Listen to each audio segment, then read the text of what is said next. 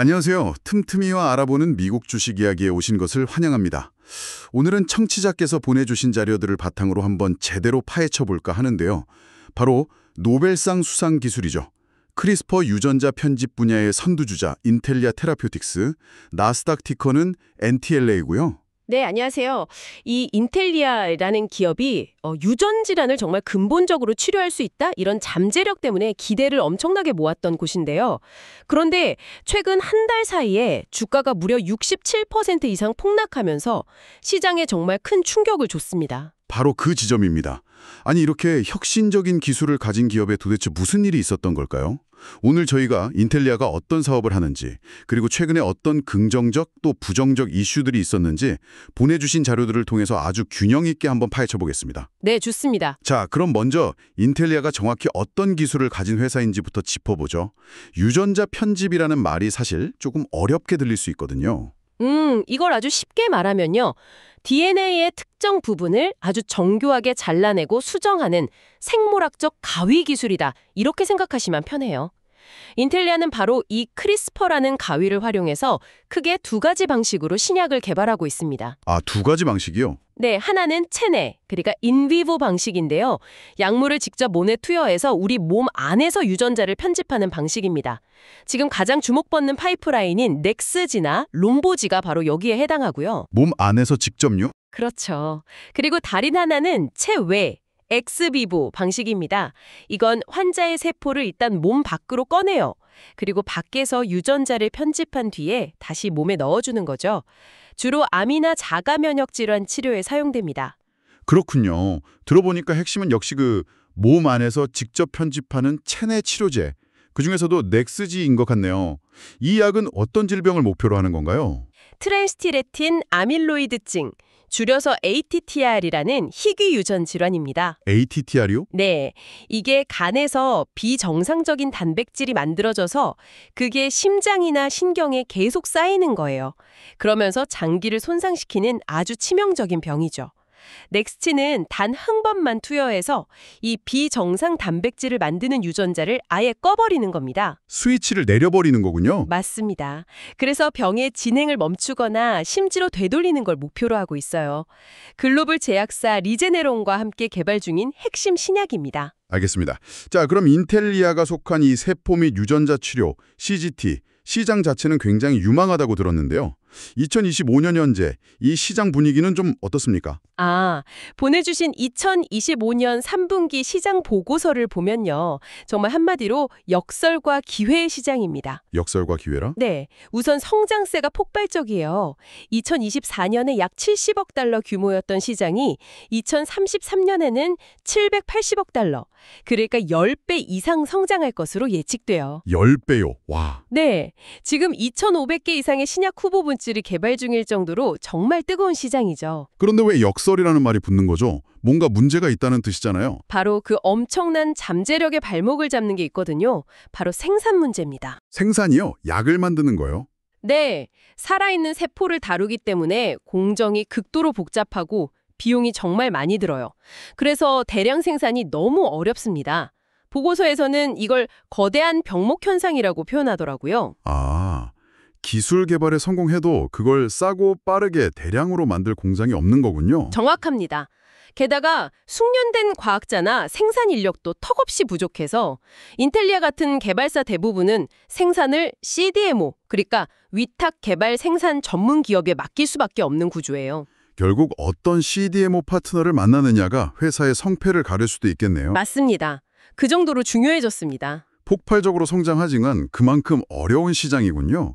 이런 환경 속에서 인텔리아가 최근에 희망과 위기를 동시에 겪고 있는 거고요. 그럼 먼저 시장의 그 비관론에 가려진 긍정적인 소식부터 한번 살펴볼까요? 네, 긍정적인 측면부터 보자면 가장 중요한 건 역시 놀라운 임상 데이터입니다.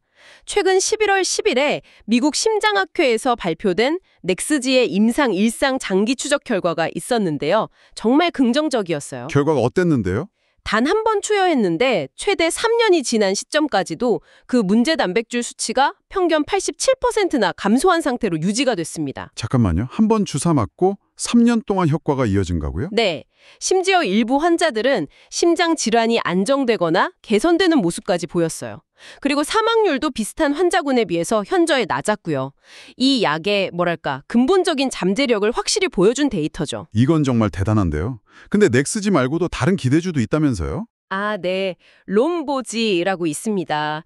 유전성 혈관 부종, HA 치료제인데요. 이것도 개발이 아주 순항 중입니다. 인상 3상 환자 모집을 조기에 완료했고 2026년 중반에 결과 발표, 2027년 상업화를 목표로 하고 있어요. 넥스지에만 의존하지 않는다는 점에서 아주 중요한 부분이겠네요. 그렇죠. 훌륭한 보험인 셈이죠. 좋습니다. 기술도 있고 다른 파이프라인도 있고. 그럼 가장 현실적인 문제, 돈은 어떤가요? 현금은 충분합니까? 그것도 아주 중요한 포인트죠. 2025년 3분기 기준으로 보면 약 6억 7천만 달러의 현금을 보유하고 있습니다. 현재의 위기를 극복하고 적어도 2027년 중반까지는 운영을 지속할 자금 여력은 충분한 것으로 보여요. 와, 정리해보면 정말 완벽한데요? 획기적인 임상 데이터, 유망한 후속 파이프라인, 그리고 넉넉한 자금까지. 당연히 주가가 폭등했어야 할 것 같은데 왜 정반대로 움직였을까요? 여기서부터가 정말 궁금한 지점입니다. 도대체 무슨 일이 있었던 거죠? 여기서부터가 정말 비극적인 반전입니다. 2025년 10월 말 대규모 임상 3상 시험에서 심각한 안전성 문제가 발생했습니다. 650명 이상이 참여한 시험이었는데 넥스지를 투여받은 환자 1명에게서 심각한 수준, 그러니까 4등급의 간 수치 상승이 발견돼서 입원하는 사건이 터진 겁니다. 임상 중에 환자가 입원했다. 가장 심각한 악재 중 하나잖아요. 그걸로 끝나지 않았습니다. 그리고 11월 6일 회사는 이 환자가 사망했다고 공식 발표했습니다. 사망이요? 네, 물론 환자가 80대 초반의 고령이었고 다른 기저 질환이 있었다고는 하지만 임상 중 환자 사망은 정말 가장 심각한 악재입니다. 세상에. 이 사건 때문에 바로 FDA가 움직였겠군요. 정확합니다.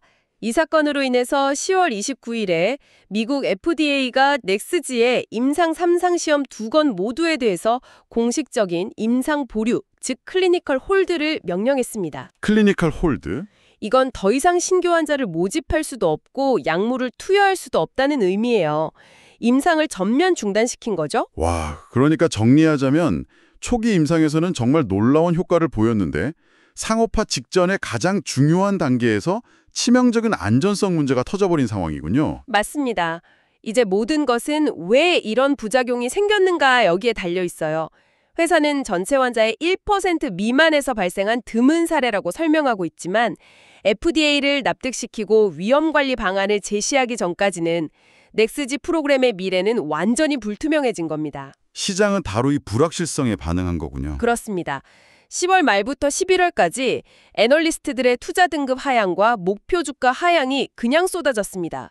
주가는 폭락했지만 만약에 이 임상 중단 문제를 해결한다면 주가가 크게 반등할 가능성도 남아있는 그야말로 전형적인 고위험 고수익 상황에 놓이게 된 것입니다. 오늘은 인텔리아 테라퓨틱스를 둘러싼 최근 이슈들을 정말 깊이 있게 들여다봤습니다. 크리스퍼라는 혁신 기술로 난치병 정복에 다가섰지만 임상 과정에서 정말 심각한 암초를 만난 상황이네요. 네. 한쪽에는 정말 놀라운 초기 데이터와 다른 유망한 신약 그리고 튼튼한 재무 상태가 있고요.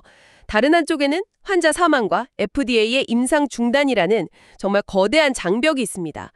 인텔리아의 미래는 이 안전성 문제를 어떻게 규명하고 규제 당국을 설득하느냐에 달려있다고 볼 수 있겠습니다.